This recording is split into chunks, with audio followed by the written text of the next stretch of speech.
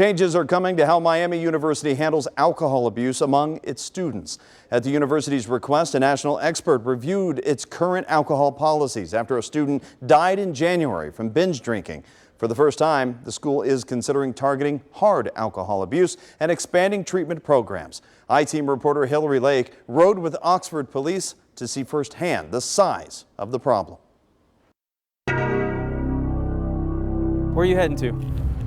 I'm going to my friend's house. Behind Brick Street Bar, They've asked you to leave, all right? Oxford police officer Anthony Gilbert I'll see you soon. deals with part of what police call the nightlife norm.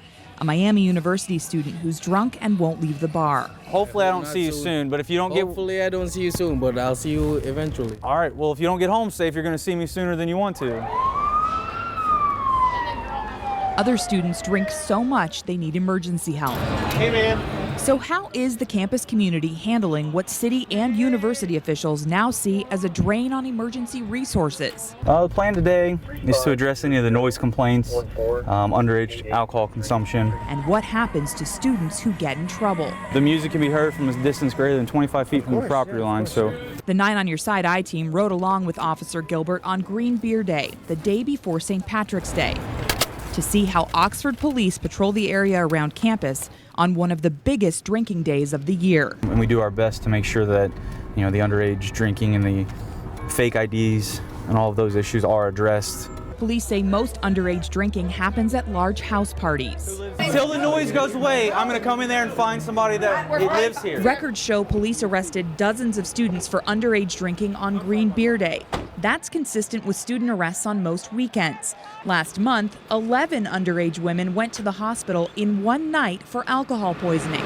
Many students who get in trouble end up in criminal court. Students are great kids, and I think what we've done is we've sort of painted them in a corner. Wayne Staten has defended thousands of Miami students during the past 4 decades. I think the change has been the hard liquor that the kids are drinking. Miami University President Dr. Greg Crawford vowed to change the campus culture after freshman Erica Buschick died from alcohol poisoning in January. As a president, I am disappointed and even angry.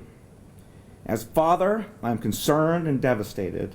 The I-Team discovered a 2015 report from the school that shows student drinking is higher at Miami than the national average. A review of its alcohol policies from a year earlier found the school focus between intervention and prevention was off balance. I think Miami University is very punitive in their approach, and I think they're not really looking at the solution, what's the problem and how to address the problem. The I-Team reviewed county court records for underage drinking cases and found Judge Robert Lyons has presided over approximately 1,600 of them since the beginning of 2012. Of course it's a lot.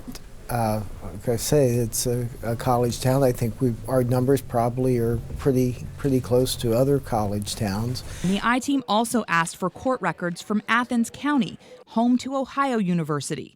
That campus is also located in a rural area with a similar student population. Those records show about 1,000 underage drinking cases since 2012 compared to 1,600 in Oxford. Judge Lyons says most underage Miami students who end up in court are first-time offenders. It's not something to be taken lightly. The university has already ramped up education programs and started a Good Samaritan policy to encourage students to call for emergency help.